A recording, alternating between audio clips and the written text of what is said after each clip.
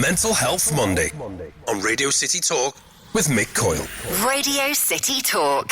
Going to spend a little bit of time on Mental Health Monday today, joined by, it's a really interesting organisation actually. It's come about for a very particular reason, and it features a conversation with someone we know very well here at Radio City Talk, somebody who's appeared on the programme before. But first we're going to be hearing the story of James's Place, and we're going to be hearing about it from Nick Wentworth Stanley and Claire Milford-Haven, who lost their son James to suicide. And it's a tremendously difficult story. I'm really pleased we got a little bit of time to share that story. And Claire, we welcome you to the programme first and foremost. Thank you for your time today. Thanks for being with us. You're in Liverpool for a particular reason, and it's a bricks and mortar reason, because James's Place is now an actual place. James's Place is, yes, as of tomorrow, it will be launched, and we are very excited that we've actually got to this stage. It's been a vision of mine for 10 years to want to provide a non-clinical space for men who are in suicidal crisis to come and talk to us about their deepest worries and concerns in a area that nurtures and values and respects them, and they don't feel concerned about having to access a hospital or something like that. They can actually come to us, and hopefully that will take away the worry about accessing services. Can we start by talking about James? Can you tell us about James? Yes, James, James would love Liverpool. Whenever I come up here, I think James has actually sent us here because he would just love this place.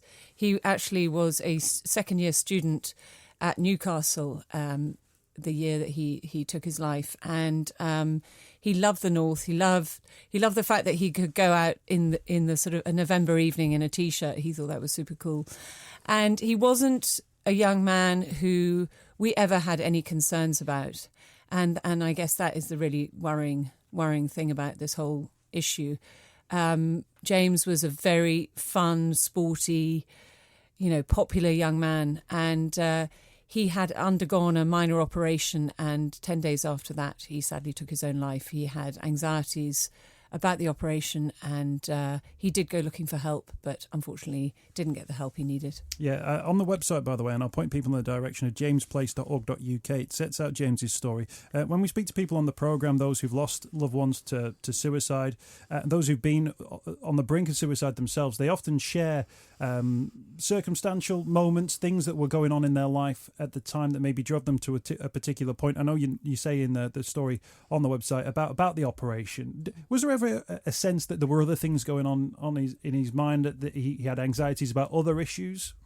To be honest, no. And I'd be happy to say there were if I knew about them. But no, he never ever voiced any other concerns, any other relationship issues or anything else. So this was very out of the blue for us. And since the work I've been doing with the charity, I've met many other parents who've had very similar experiences, and I don't know why, unfortunately, this does happen to our young men, but maybe they don't want to, they feel too proud to talk about some of the things that are going on in their lives. Now let's bring Nick into the conversation. Nick, is it about creating opportunities to have interactions so that if there are moments where somebody might feel the ability to say something about how they're feeling, that we create environments where those conversations can take place that are safe, that bear in mind that person might be feeling tremendously isolated or vulnerable at that very moment? I think that's right, and I think they're very confused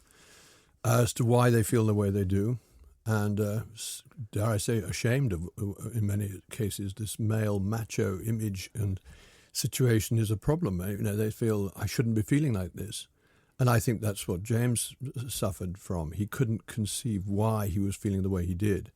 And so James's Place, the whole idea behind that is to provide a safe, compassionate and effective way of understanding how people in that sort of frame of mind, they can come to us, they will be understood, they will be able to share the issues that they've got, which they might struggle to share with others, and particularly maybe the people closest to them.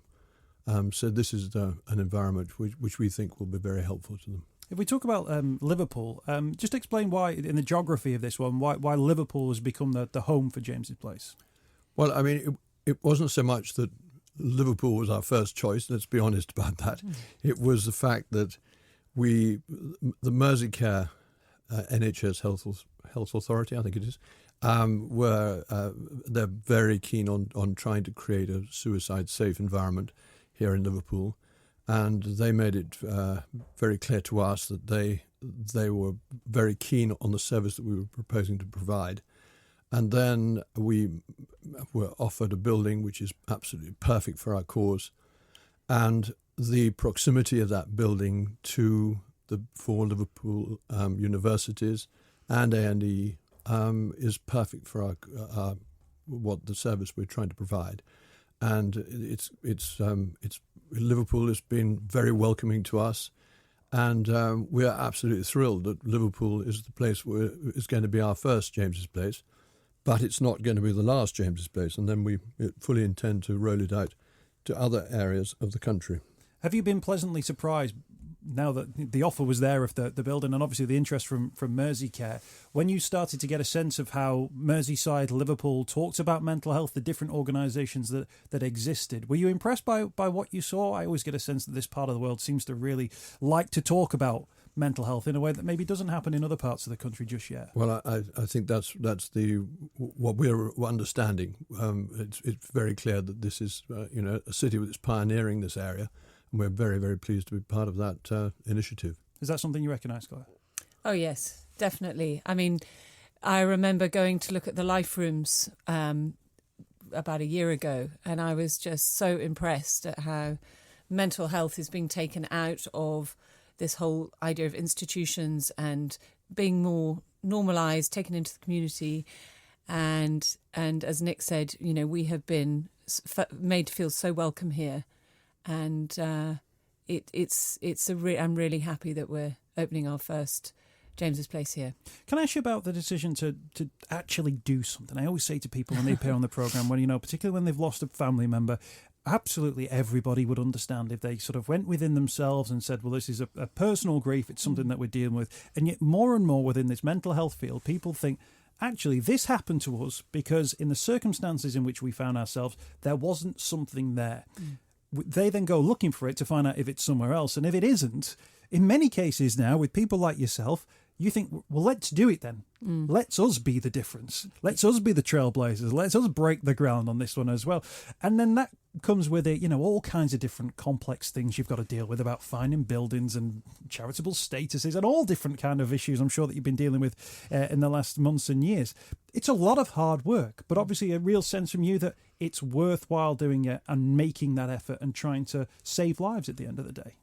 Yes, I think, obviously from a sort of personal point of view, obviously what happened to our family and the devastation after James's death was, horrendous and really, really difficult for all of us. And I suppose what we felt was if we could do something to save other families from going through what we'd been through, then that would be something in James's memory, a great achievement for us to do. And this was always I think sometimes when there is a suicide, there are lots of pieces of a jigsaw. And this was one of the missing parts of the jigsaw for James, was that he had nowhere that he could go to. And he did articulate his feelings to the walk-in centre and A&E, but they still didn't understand that this was an urgent matter. And so we want to bridge that and provide a place where men can get the urgent help they need in a timely fashion. If we can touch on environment, Nick, what sort of environment are you hoping to create at James's Place? But the one here in Liverpool, and as you expand out, we heard about the clinical side of things, the doctor's rooms, the blinking light in the corner that's not been fixed for quite some time. I imagine how James's Place is going to be very different to that. Well, it is. It really is. I mean, I saw it this morning in its final state because it's being opened tomorrow by the Duke of Cambridge, and it's a very wonderful, peaceful environment, and it is because the service is aimed at men. It is somewhat more masculine than it might be if it was aimed at both men and women. But it's got a wonderful garden there, and it is an environment which we think will be very empathetic to people who are feeling in suicidal crisis. We've got the team behind James's Place in the studio today. It's Mental Health Monday from Radio City Talk. My name's Mick Coyle. If you want to find out more information about this incredible organisation, jamesplace.org.uk. That's jamesplace.org.uk. Setting up in Liverpool's Georgian Quarter as well, and actually bringing on some, I'm going to say local talent. Do we say local talent? Jane Boland joins us on the programme. James, great to see you. You've been on the programme before, talking about the great work you've done through the Zero Suicide Alliance. You've worked within this field for a long time. When you became aware that this was a setup that was about to exist in Liverpool, at what point do you think that might be something for me? I've shared this story with Claire because I met Claire just over 2 years ago now. Claire was talking at the National Confidential Inquiry into Suicide and Homicide. They do a yearly report where they sort of publish information and statistics about people across the UK who've died by suicide. And Claire was talking about James and about her vision for James's Place, and that there was an inkling that it might be Liverpool. And I don't know that I sort of made it clear. Did I ever, Claire, my intention to come and work here? Well, I definitely got a hint. I got a hint. Yeah. Yes, In the football world, they call it a come and get me plea. Yes, very much so. Yes, I made myself. Yeah, and it was the vision that Claire and Nick had of something really different. And as you know, Mick, I've worked sort of in crisis services in an A&E, and I've been really proud about the work that I've done and that my colleagues have done, but have always seen that area where we just couldn't reach some people. So this is what I wanted to ask you about this. Or what was it about James's Place that you thought, actually, there's a connection there that I just feel like we're missing? There's a connection that I can make with individuals within this environment that other environments might not quite touch on. So I would, if I would reflect on sort of incidents where I feel I've either been effective or not effective, when I've been sort of talking to men and women who've come into A&E for support, I've identified with the person that probably what's happening to them isn't a mental health problem. They're not particularly depressed. There's certainly no evidence of psychosis, but this person is feeling overwhelmed and needs some support. So where I can either send them into mental health services where a lot of their problems won't be addressed because we can't prescribe medication for poor housing or for relationship breakdowns or for money problems, but it ends up becoming a medical problem because you're being treated by a medical service. Or I've tried to kind of jam in a whole intervention in the hour that I've got them in A&E and try and give them as much as I can in that amount of time, hoping that that's enough to send that person home. Whereas if I was able to bring them back and spend some more time and help them to understand how they got into that sort of very distressed and overwhelmed state and how they could cope in the future and what sort of things they could access to help them, it would be effective. But there was, almost, there was no way that I could do it. So I was trying to, we try and patch something together almost for people, but weren't providing something that was specifically addressing the very specific suicidal crisis that they were experiencing. So those individuals who walk through the door at James's Place, are they going to be there on a referral basis, that something has been flagged up to get them there? In the first instance, because the way that the Trust has worked with local partners in Liverpool, and working quite closely with Merseycare, we want to make sure that it's a safe service. So the men who will first come in to receive support from James's Place will come via assessment services at Merseycare. So there will be at the first that will be the front door. But our goal will be that we will develop and be able to be. We will have our own front door that men will be able to access us directly.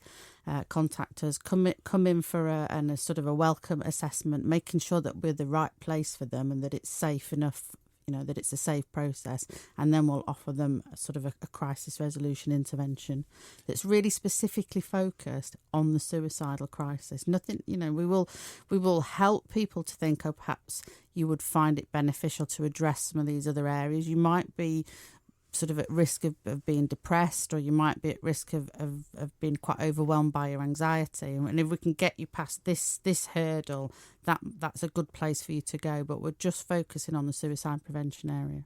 I've heard during this programme, and obviously the conversations I have as a result of doing this programme, many people who have gone through maybe one suicide attempt but still feel at that level might find themselves within a system, waiting on a phone call, sometimes even ringing a particular organisation and saying, I'm still in that place, and they've been told they're low priority, or to come back to them in 10 days if they still feel the same way. Is that, the frustration from those people in that particular situation is absolutely clear. Is this the moment where James's Place can actually be the difference?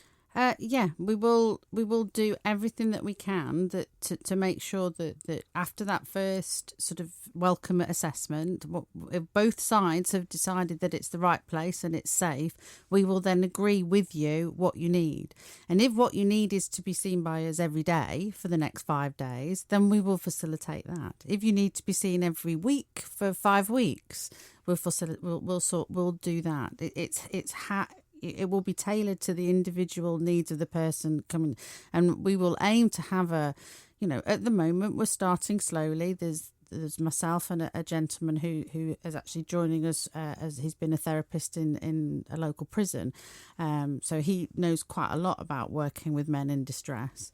But we'll start slowly, but we will aim to have, a number of people with a number of therapeutic skills, so that we're matching people with the right person and they're getting the support that they need. Nick, it's interesting listening to Jane, that real sense that actually there is a response that can be put into action when men find themselves in these situations, and that's something which experts, and the experts like Jane, can really make work through an organisation like your own. Can I ask you, with James's situation, when you were obviously aware of what had happened to him, as you learnt more about this epidemic, if you like, of male suicide, did it become clearer and clearer to you that actually something like James's Place was necessary? And was necessary sort of today, yesterday, was necessary to be up and running as soon as possible? Well, to be fair to Claire, it was her initiative and her brain. She had the vision very early on, and we set up the James Wentworth Stanley Memorial Fund initially, and that was a grant-giving charity, just helping projects in other areas. But then it suddenly became clear that, in other areas of suicide, let me be clear.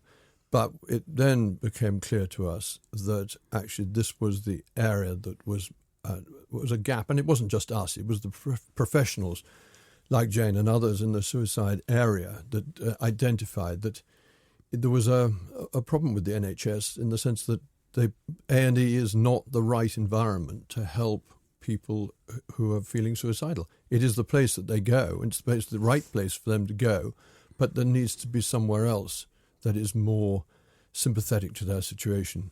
And that is why we've got James's Place.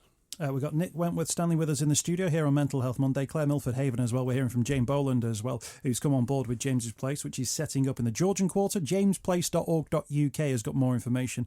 Claire, in terms of the support you've had around this one, the rowing world has been tremendously supportive. Just tell us about the fundraising that's taken place in this one. An unassisted row across the Atlantic.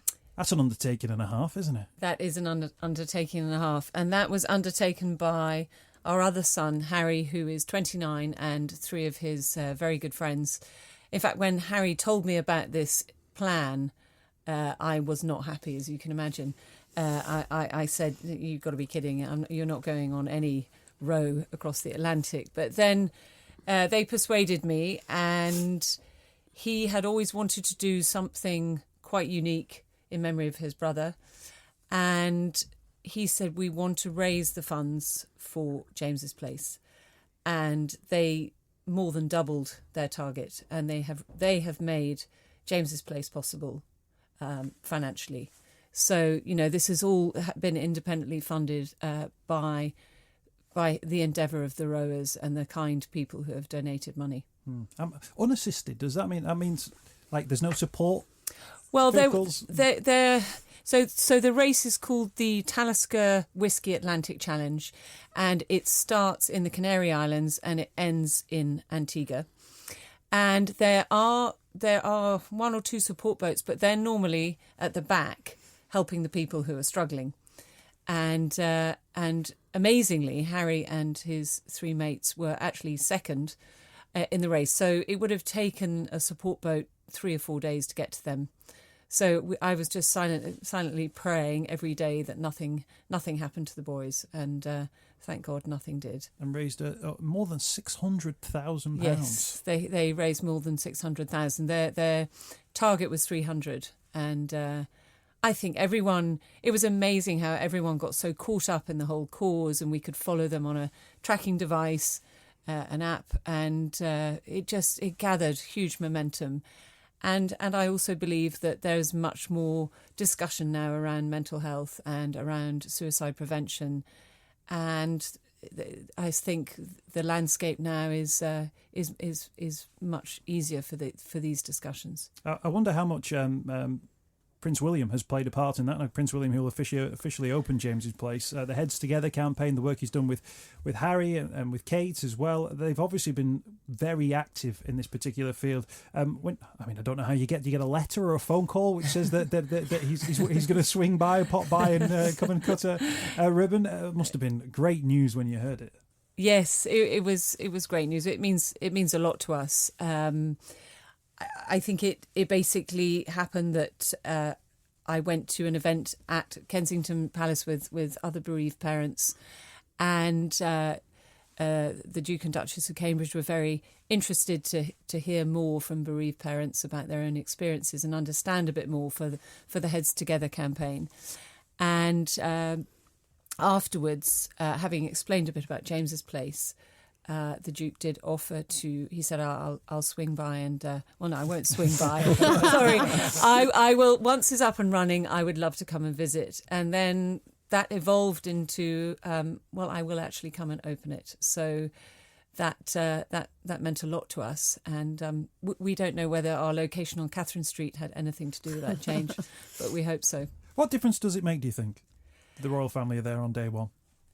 I think the fact that the royal family have actually spoken up about mental health and suicide is groundbreaking in itself. I don't think any member of the royal family has ever done this. I think it's very honest, very open, very courageous of them all. And that visibility has given this whole subject just much greater awareness. And so from our point of view, with the Duke coming tomorrow, I think it's going to give our service a really good head start, and very kind of him to come and endorse what we're doing.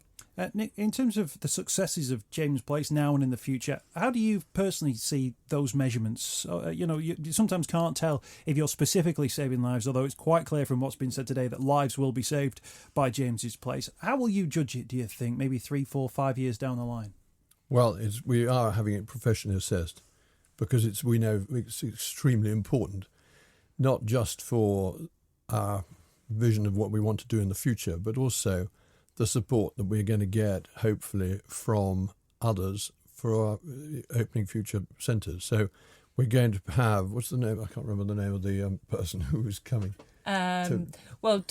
Professor Stephen Briggs, he's leading it. And Pooja Saini, who's based at Liverpool, John Moore's. So there'll be a tangible result. Exactly. Well, the trouble is, tangible result, that isn't quite possible, but they have ways and means of making it a sort of impact assessment, of assessing what we're doing, and to feedback to the extent that then we will be able to demonstrate what this is doing, and that will help our fundraising. It will also help.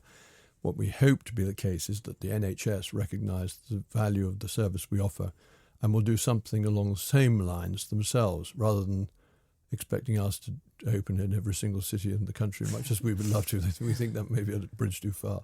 We shall see what happens in the future. Absolutely, Jane. I guess those checks and balances, those benefits, tangible or otherwise, you'll see them on a daily basis. Have you got sort of your own personal way that you go about thinking, well, this made a difference today? Yeah. So I mean, I suppose we know the big numbers. So Public Health England collates information about the number of people who die by suicide in Liverpool in the city council area. And the big figure will be to see whether we have any impact on that. So off the top of my head, I think it's about 120 people who died over the last year.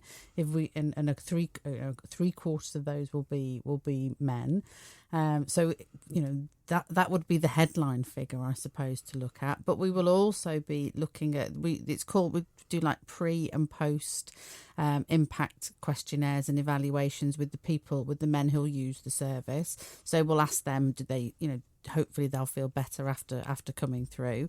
We'll also sort of do similar evaluations with the supporters who use the service. But I think it's also important to think about, often these things are about money. So if you think about a young man who's in his third year at university, if we can support that young man to stay at university and to continue and to complete his exams that year and not have to drop out and not have to go home, it's sort of that kind of thing that's saving money. No, that's fine. Don't worry about the phone. Don't worry about that. We normally do a fine, but you're doing great work, Jane. So we'll forego the fine on this particular occasion as well. It's such an embarrassing ringtone as well. That's absolutely fine. I'm just going to drop your microphone down slightly. It's not William, is it? Or is it Harry? Harry can come by last minute. No. It's unknown, so I do apologise. Don't worry about that. That's the joys of live radio. But so it will be about sort of, asking the people who use the service what they see as a benefit. But we're also looking at sort of the social impact and the social value impact of the service. So is it stopping people dropping out of university? Is it saving the NHS money? Because people who are using our service aren't then going on to need a service from the NHS.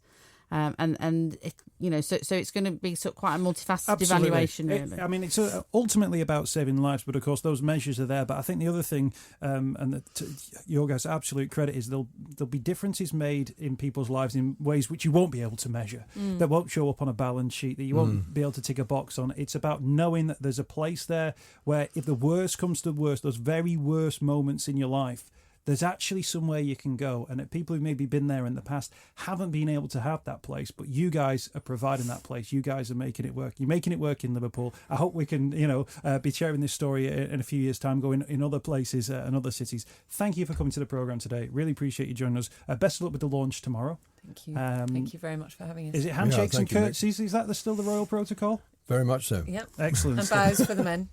Excellent stuff. Jane, thank you for your time too. Really appreciate you joining us. Jane Boland, who's a regular contributor here at Radio City Talk. Mental Health Monday with Nick Wentworth Stanley and Claire Milford-Haven. jamesplace.org.uk is the website to go to. jamesplace.org.uk. We wish you all the very best. And that website's got loads of fantastic information about James's Place and where it's going to be based up in the Georgian Quarter in Liverpool. You're with Radio City Talk. Mental Health Monday available to download as a podcast. If you are listening to this on the podcast, keep tuned. You'll get Mental Health Extra. We do that every Tuesday on Radio City Talk, talking about mental health on the radio. Mental Health Monday with Mick Coyle on Radio City Talk.